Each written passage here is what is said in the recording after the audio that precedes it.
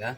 Nah, sebelum kita melakukan praktek coaching, kita perkenalkan terlebih dahulu. Kami bertiga adalah calon guru penggerak Angkatan 9 dari Kabupaten Lembata. Saya sendiri Hendrikus Bala dengan fasilitator Bapak Silvester Sinuwan dan pengajar praktis Pak Longinus Ledo. Dan di sebelah kiri saya Maria Dalusmi dengan fasilitator Bapak Silvester Sinabuan dan pengajar praktik Bapak Longinus Ledo. Dan di sebelah kanan di depan saya Bernardus O.P. Odung, fasilitator Silvester Sinawan, dan pengajar praktik Dominikus Beni Sukanto. Baik, pada kesempatan kali ini kami akan bertukar peran dalam mempraktekkan praktek coaching. Oleh karena itu saya sendiri sebagai coach, Ibu Maria Dalusmi sebagai coaching, dan Pak Bernardus sebagai supervisor. Setelah itu kami akan bertukar peran. Baik, kita mulai ya. Oke. Selamat pagi Pak Hendrik. Selamat pagi Pak. Oke, apa kabar? Kabar baik. Oke, sehat-sehat ya. Siap. Sebentar Bapak akan melakukan coaching, melakukan coaching terhadap coaching di Lusmi. Maka yang perlu saya tanyakan, persiapan yang Bapak mau lakukan dalam kegiatan coaching hari ini seperti apa? Dalam melakukan kegiatan coaching, setidaknya saya berpatokan pada apa yang sudah saya dapat di guru penggerak terkait dengan Tirta, yaitu tujuan, identifikasi, rencana aksi, dan juga tanggung jawab. Saya juga sudah menyiapkan beberapa pertanyaan berbobot yang perlu akan saya tanyakan kepada coach. Oke, baik Pak Hendrik. Tapi dalam proses melakukan coaching nanti ada beberapa hal yang perlu Pak terapkan ya. Itu jangan lupa pada kompetensi intinya. Kompetensi inti itu Pak harus hadir sebagai present atau kehadiran penuh. Jadi kehadiran penuh itu betul-betul Pak terapkan pada coach Pak. Lalu yang kedua itu Pak harus mendengarkan dengan rasa empati bagaimana coach itu melakukan pertanyaan, sehingga saat Pak menanyakan itu harus keluarkan dengan beberapa pertanyaan yang berbobot. Oke, sudah siap Pak Hendrik? Sudah Pak. Oke, selamat melakukan coaching.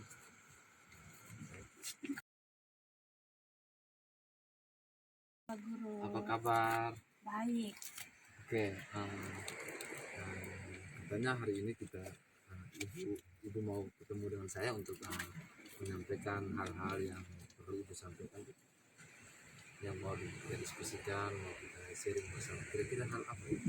Ya Pak, ini saya sedang berpikir ada satu hal yang sedikit menggelitik saya tentang saya mau berbagi tentang pembelajaran berdiferensiasi, di mana saya dapatkan ilmu ini atau materi dari pendidikan guru penggerak, dan saya merasa bahwa pembelajaran berdiferensiasi ini sangat-sangat bermanfaat dan sangat menjawab kebutuhan siswa. Jadi tujuannya bahwa ibu mau membagikan pembelajaran berdiferensiasi yang ibu sudah dapat kepada teman-teman guru di sekolah ini. Siapa saja yang nanti ibu ajak untuk berbagi?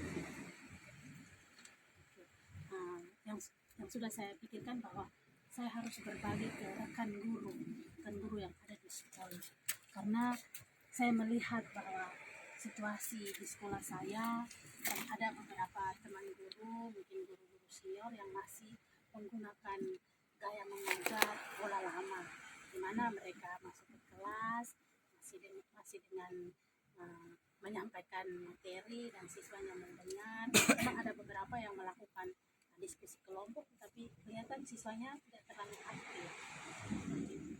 Jadi situasi yang sekarang ibu alami itu seperti ini? Iya, situasi yang saya alami seperti itu, sehingga saya merasa bahwa ternyata apa yang saya dapatkan dari pembelajaran berdiferensiasi dan apa yang sudah saya mulai terapkan ke anak-anak itu sangat-sangat menjawab kebutuhan siswa.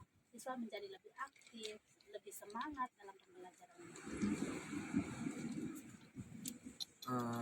Kira-kira dalam merencanakan hal ini siapa saja yang dilibatkan untuk membantu ibu dalam menerapkan kegiatan tersebut? Pastinya yang membantu saya untuk melibatkan rencana yang saya inginkan ini, yang pertama kepala sekolah. Saya akan berkomunikasi dengan kepala sekolah, menyampaikan ide berbagi praktik baik saya itu kepada rekan guru, menyampaikan ke beliau bahwa kalau bisa beliau mengarahkan bapak ibu guru yang lain untuk kami sama-sama belajar tentang pembelajaran berdiferensiasi. Terus yang kedua, saya sendiri melakukan pendekatan ke teman-teman guru, terkhusus mungkin guru-guru senior yang masih menggunakan pola mengajar gaya lama. Nah, saya boleh berbagi materi tentang pembelajaran berdiferensiasi. Setelah itu mungkin membantu mereka menyusun RPP berdiferensiasi dan mempraktekannya di kelas.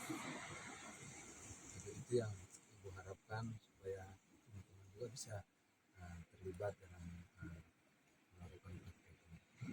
Baik. Dalam melakukan praktek yang kira-kira yang ibu rencanakan Saya merencanakan ini kan sudah di akhir semester pertama, jadi semester 2 tahun baru Januari ke sana liburan masuk ini saya mulai menerapkan pembelajaran berdiferensiasi, mengajak rekan-rekan untuk sama-sama belajar. apa ada kendala tidak ibu selama akhir yang ibu alami ketika mau menerapkan ini, ada kendala tidak mungkin dari siswa atau dari teman guru?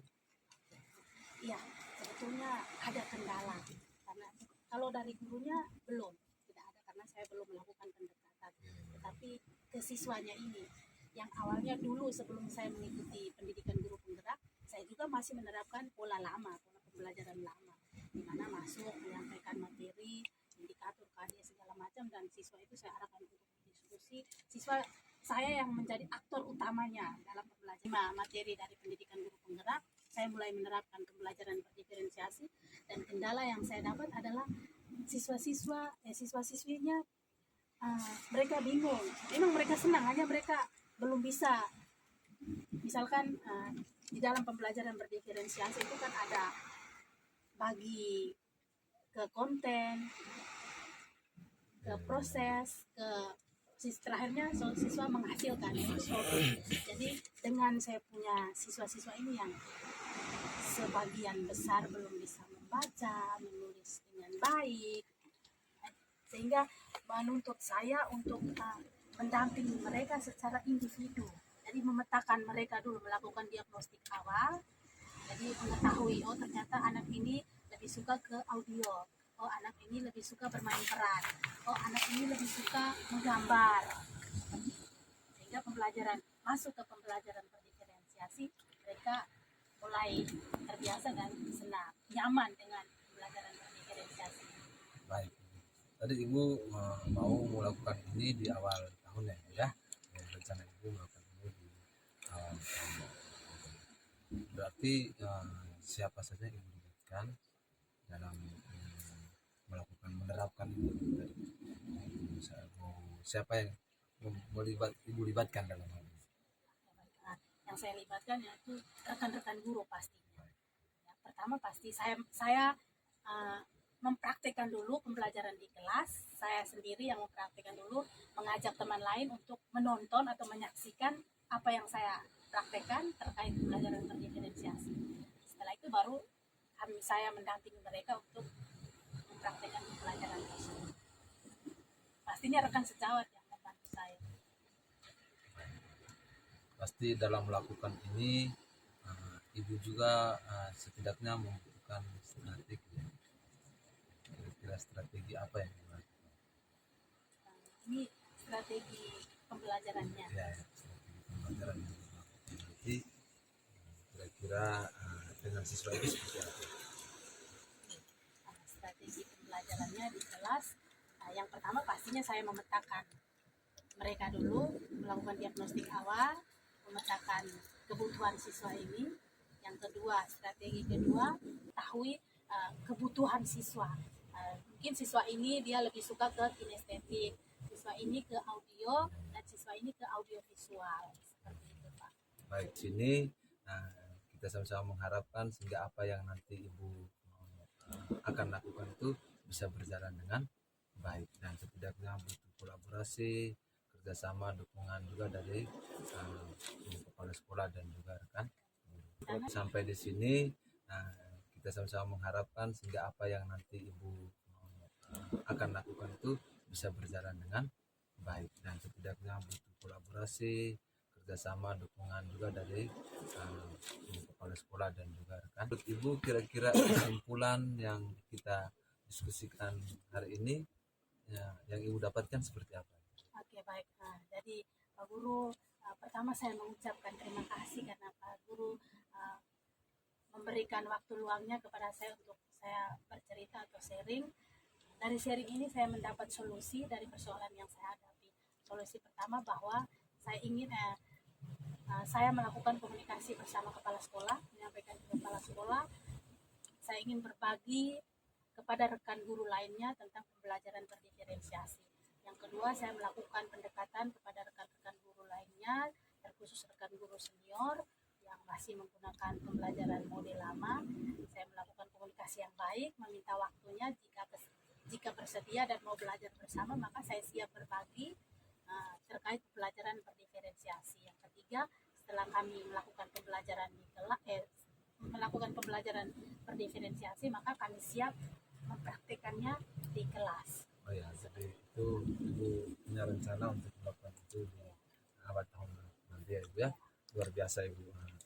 Hari ini kita punya diskusi tentang pembelajaran berdiferensiasi.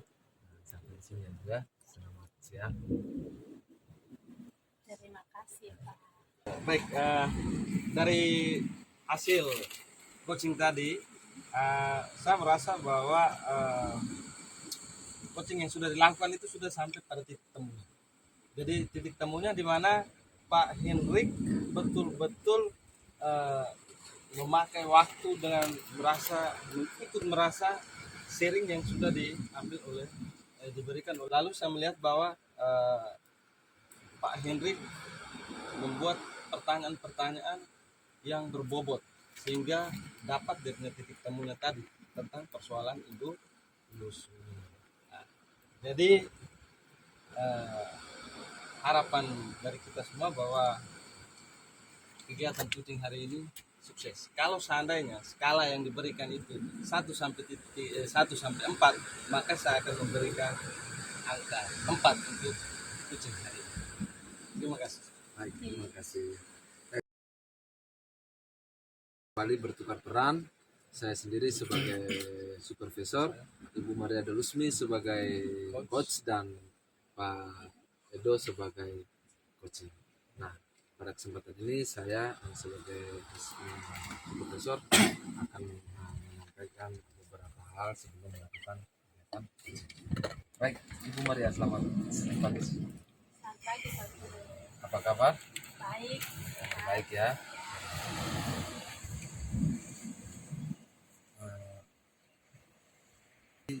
Ibu bilang mau melakukan coaching dengan Pak Edo ya. Ya, betul. Kira-kira dalam melakukan coaching itu hal apa saja yang Ibu paham? Baik, Pak. Di dalam melakukan coaching, hal pertama yang perlu diingat adalah 3 kompetensi inti dari coaching tersebut. Di mana kompetensi yang pertama itu presence atau kehadiran penuh dalam mendengarkan curhatan atau bincangan dari si coaching. Terus yang kedua, mendengarkan dengan rasa atau mendengarkan dengan perhatian penuh apa yang dibicarakan atau apa yang dijelaskan oleh coaching. Yang ketiga, mengajukan pertanyaan berbobot terkait apa yang disampaikan, tujuan apa yang disampaikan oleh coaching. Itu 3 kompetensi inti. Dan yang kedua, dalam melakukan percakapan menggunakan alur tirta, di mana alur tirta ini T-nya itu adalah tujuan. Saya sebagai coach akan menanyakan tujuan apa yang ingin dicapai, yang ingin diungkapkan oleh coaching. Terus yang kedua ada identifikasi. Nah, di sini identifikasi ini saya memberikan pertanyaan-pertanyaan berbobot sesuai dengan permasalahan yang dihadapi oleh coaching, menggali pertanyaan-pertanyaan berbobot tersebut. Yang ketiga ada rencana aksi. Di sini saya sebagai coach akan menanyakan rencana apa yang akan dilakukan oleh coaching atau tindak lanjut apa yang ingin dilakukan oleh coaching terkait tujuan yang ingin dicapai. Dan yang terakhir adalah tanggung jawab. Di sini saya akan menanyakan kepada coaching kapan kegiatan itu akan dilaksanakan atau akan diterapkan. Seperti itu. Baik Ibu, sepertinya Ibu juga sudah memahami tentang bagaimana melakukan praktek coaching ya, luar biasa Ibu. Nah, tadi sudah disampaikan selain tiga kompetensi inti juga ada melalui menggunakan tirta ya Ibu. Nah, itu hal-hal yang sangat dibutuhkan dalam melakukan coaching terhadap seorang coaching. Baik Ibu. Nah, saya hanya menambahkan sedikit saya bahwa ketika sedang mendengar apa yang disampaikan oleh coaching butuh fokus, perhatian juga penuh sehingga apa yang disampaikan oleh coaching itu bisa ditangkap sehingga setelah ditangkap dilemparkan kembali pertanyaan yang bisa menggorek atau mencari solusi dari dia sendiri untuk menemukan persoalannya. Gitu ya Bu. Oke. Baik Ibu, silakan lakukan coaching terhadap. Terima kasih Pak.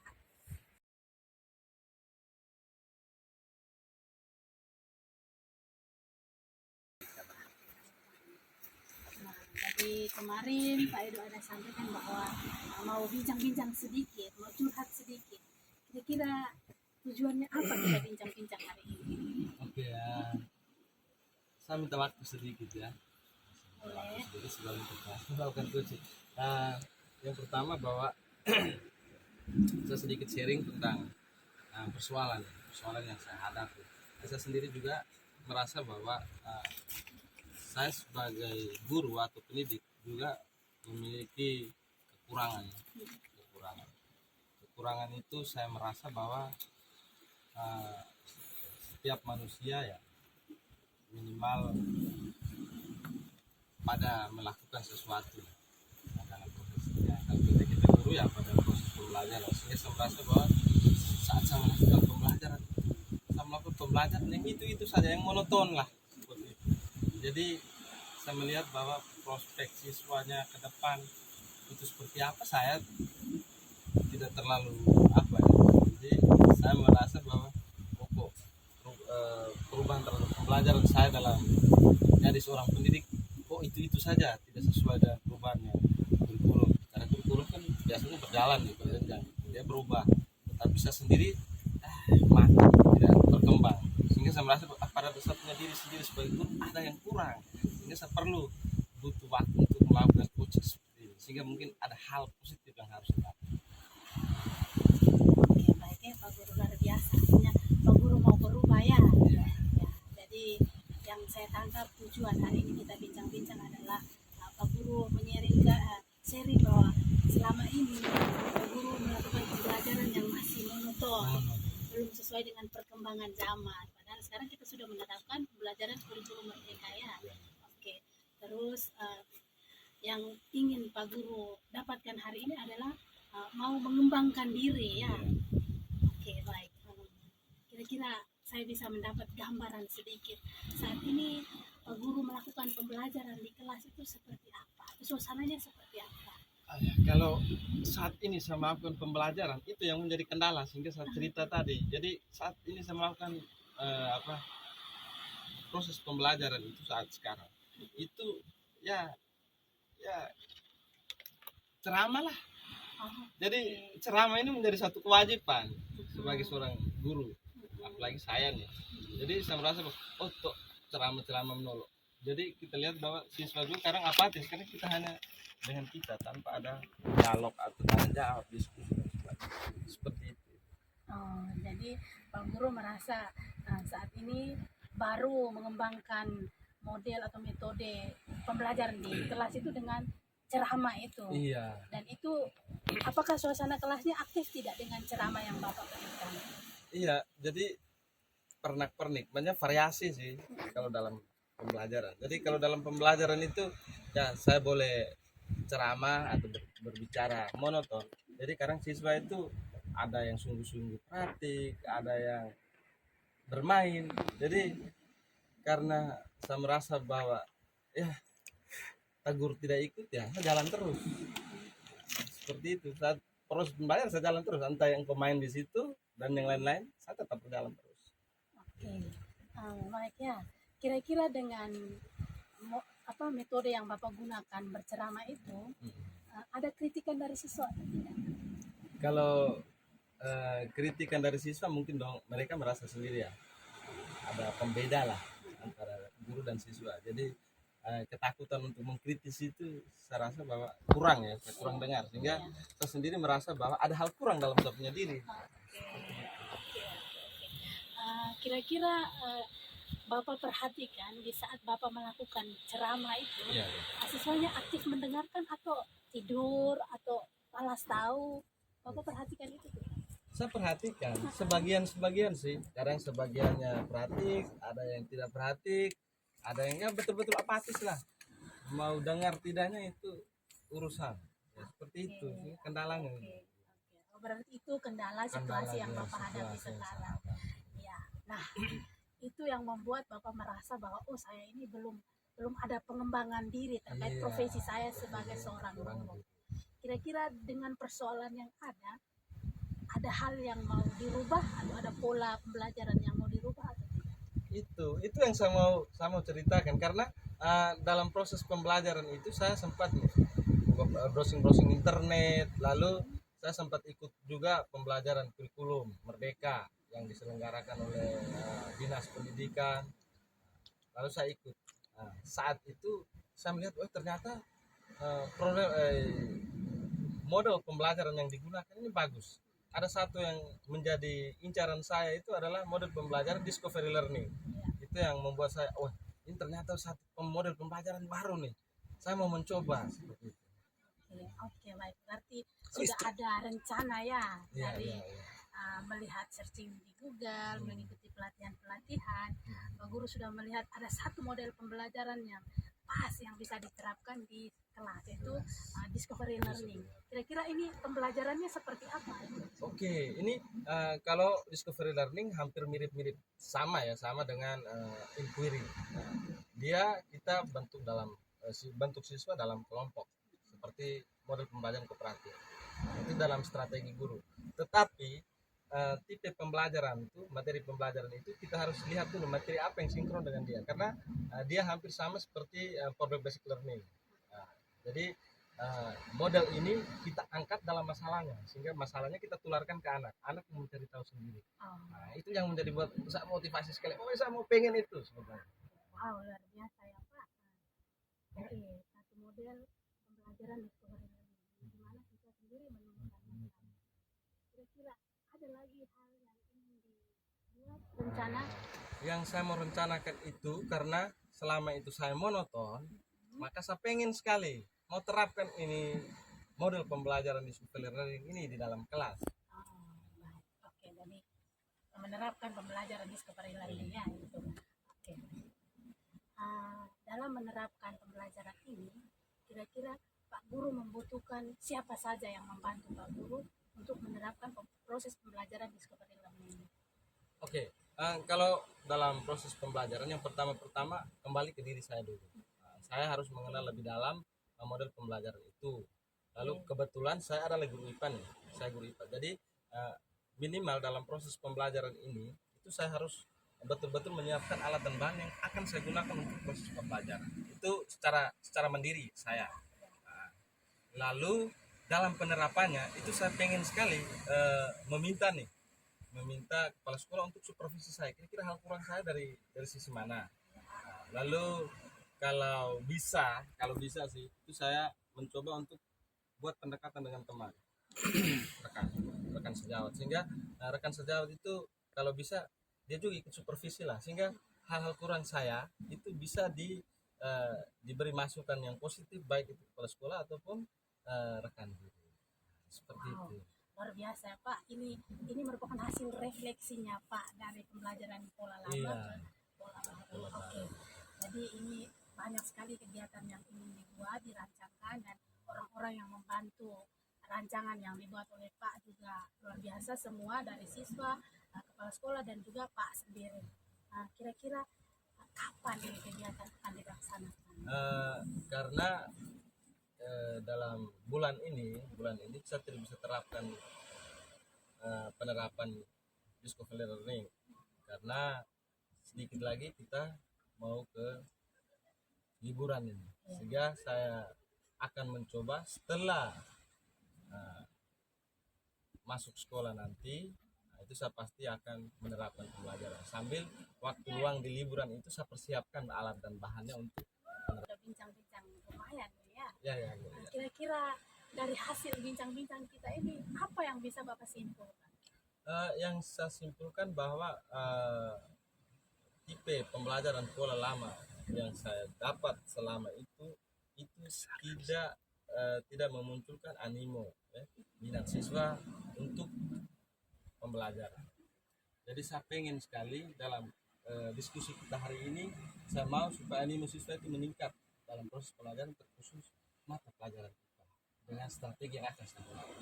Luar biasa ya Pak. Ya. Oke, semoga apa yang Bapak rancangkan ini bisa Bapak terapkan.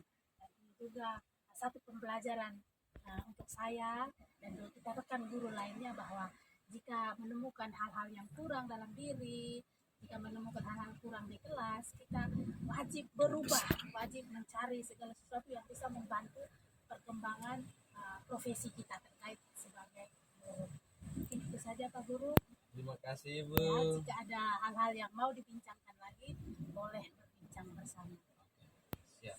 Selamat pagi, sekian dan terima kasih. Selamat pagi. Terima kasih juga Bu. Luar biasa ya, luar biasa sekali ini. Sepertinya endingnya tuh dapat ya, endingnya dapat mulai dari awal tujuan sampai dengan jawaban yang disampaikan juga semuanya berjalan dengan baik dan lancar, dan solusinya juga sampai disampaikan semuanya. Wah, ini luar biasa.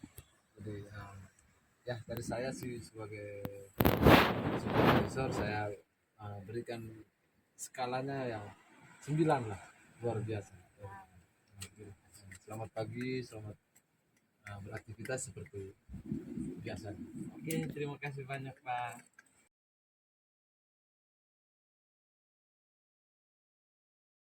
Diri sebagai coach, Pak Edo sebagai coach, dan Ibu Maria Dalusmi sebagai supervisor. Baik, selamat pagi Pak Edo. Selamat pagi Ibu. Bagaimana kabarnya hari ini? Baik. Ya, oke. Pak Edo akan melakukan coaching kepada Pak Heri. Sebelum melakukan coaching, saya sedikit ingin bertanya. Kira-kira sebentar dalam melakukan coaching, hal apa saja yang Pak Edo siapkan? Oke, yang saya siapkan ya Bu. Yang saya siapkan itu adalah alur cerita, di mana saya harus mempersiapkan tujuan. Dari tujuan itu saya mencoba untuk menggali atau mengidentifikasi kira-kira permasalahan yang dihadapi oleh coach seperti apa. Lalu dalam proses coach tersebut saya akan mencoba untuk menggali pemahaman yang lebih dalam, sehingga berikan oleh coach terkait masalah-masalah yang ia hadapi itu butuh suatu konsisten, di mana konsisten itu kita pakai untuk kita merencanakan aksi seperti itu dulu. Baik ya, Pak Guru.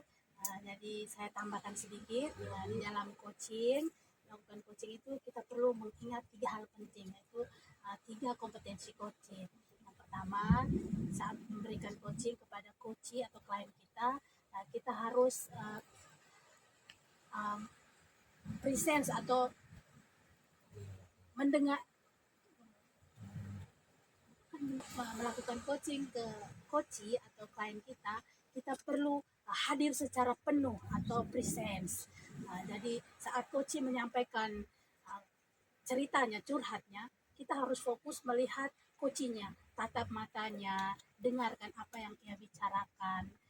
Terus yang kedua itu mendengarkan dengan hati. Jadi apa yang disampaikan itu didengarkan sehingga sebentar. Poin yang ketiga itu memberikan pertanyaan-pertanyaan berbobot.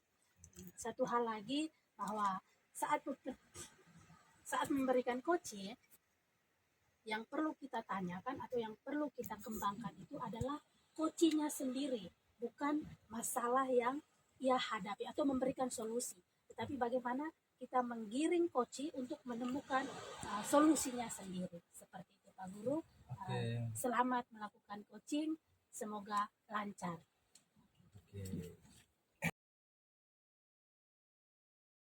Lancar. Baik. Selamat sore Pak Hendrik. Selamat sore Pak. Apa kabar hari ini? Kabar baik, semangat. Semangat ya? Semangat. Tetap semangat.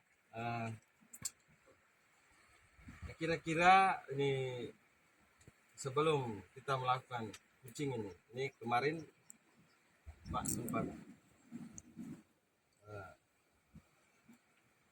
meminta waktu saya untuk hari ini kita berproses tentang coaching.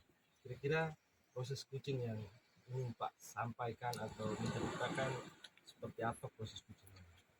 Oh ya, baik. Terima kasih ya Pak sudah meluangkan waktu untuk bersama saya ya Pak. Jadi sebenarnya saya mau menyampaikan beberapa hal yang saya sudah rasakan ketika berada di dalam ruang kelas Pak. Jadi ini menyangkut ada beberapa anak yang menjadi bahan pembicaraan di ruang guru karena siapa saja guru yang masuk itu selalu acuh tak acuh, cuek, malas, mengantuk, tidak mau menerima pelajaran. Dan bukan hanya guru-guru yang lain saja, termasuk saya sendiri juga merasakan. Dan ini menjadi pembicaraan di ruang kelas. Saya coba kira-kira ini masalah yang mau saya sampaikan. Oke, ini satu hal yang Pak Hendrik sendiri alami bahwa ini terkait dengan siswa nih. Ada satu hal menarik yang saya tarik dalam sharing kita hari ini itu tentang bagaimana karakter siswa. Karena saya ambil di sini dia punya titik poinnya itu adalah karakter di mana siswa itu mereka itu apatis, lalu sering dibicarakan di forum-forum. Nah, kira-kira dalam persoalan masalah tersebut itu gambaran yang ingin Pak dapatkan dari siswa itu seperti apa? Saya sih menginginkan bahwa siswa yang saya ajarkan itu mau menerima pelajaran dengan semangat, yang gembira, terus selalu aktif bukan pasif dalam pelajaran. Berarti harapan dan tujuan Bapak sendiri itu mau supaya siswa itu lebih aktif dalam proses pembelajaran. Oke. Nah, lalu kira-kira nih Pak, yang saya mau tanyakan, kira-kira ada tidak dalam benak Pak Guru nih, Pak Heri nih, kira-kira ada tidak kalau siswa dengan tipe tadi apatis atau acuh, lalu sering dibicarakan di forum, ada tidak tindak lanjut dari sekolah atau sebelumnya itulah? Ini kita kalau terlalu luas kita masuk ke lebih spesifik. Kira-kira hal apa yang sudah Bapak buat terkait anak-anak ya seperti ini? Baik Pak. Jadi saya memang setelah mengikuti kegiatan guru penggerak tentang bagaimana menghambatkan siswa, akhirnya saya coba mengajak mereka di waktu luang saat istirahat atau lebih banyak di saat pulang sekolah. Saya ajak duduk bersama, saya tanyakan kira-kira kenapa sampai melakukan itu, dan mereka juga mengatakan bahwa tidak ada yang ada persoalan, tetapi bisa coba menggali terus kira-kira masalah apa sih dan mereka juga menentukan bahwa kami itu kadang malam itu main game main game terus mereka ada yang tinggalnya dengan bukan orang tua kandung dengan nenek atau dengan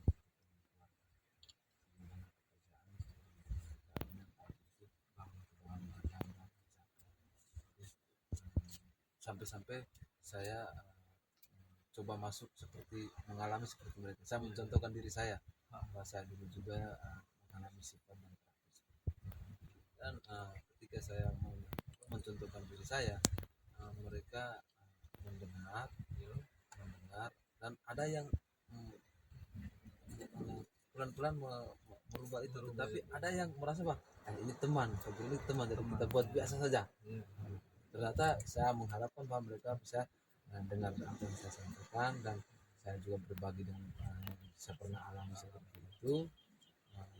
Saya inginkan bahwa mereka bisa selain akrab mereka juga bisa mendengar apa yang saya sampaikan. Ternyata itu tadi Pak, ada yang mendengar, tapi ada yang merasa Pak teman saja. Jadi Ya begitu. Oke. Tadi sudah dikatakan Pak sudah sendiri punya inisiatif selain guru BP, karena di sekolah ada guru BP juga mengatasi persoalan itu. Tetapi salah satu nilai positif di sini Pak punya inisiatif bagaimana Pak melihat dengan situasi atau keadaan-keadaan yang sudah dilakukan oleh siswa terkait acu tak acu dan itu, tetapi Pak sendiri dengan inisiatif mau memberi respon balik terhadap mereka, dalam artian bahwa Pak buat satu pendekatan menggali, mencari tahu kira-kira titik krusial atau persoalan apa seperti itu. Jadi itu yang menariknya di situ. Pak sendiri punya inisiatif besar di situ. Nah, sosok guru harus seperti itu. Yang kedua nih Pak, nah, kira-kira ada tidak muncul dari Pak guru sendiri punya inisiatif bagaimana strategi yang ingin Pak guru keluarkan sehingga bisa mengatasi anak-anak dari persoalan itu, selain buat pendekatan persuasif lah dari hati ke hati tadi sudah digunakan. Kira-kira ada hal lain tidak strategi yang ingin Pak gunakan? Yang saya mau lakukan yang pertama pasti saya libatkan guru BK atau wali kelas untuk bersama untuk selalu mengawal setiap tindakan yang dilakukan anak tersebut. Yang kedua dari pribadi saya ingin merubah mungkin jangan sampai metode pembelajaran saya ya kurang baik. Jadi saya ingin merubah. Itu yang strategi yang saya terapkan. Jadi ini tadi sudah kita kaitkan lagi langsung ke guru BK. Lalu sebelum Pak guru melakukan metode pembelajaran yang akan Pak guru terapkan di sekolah ya.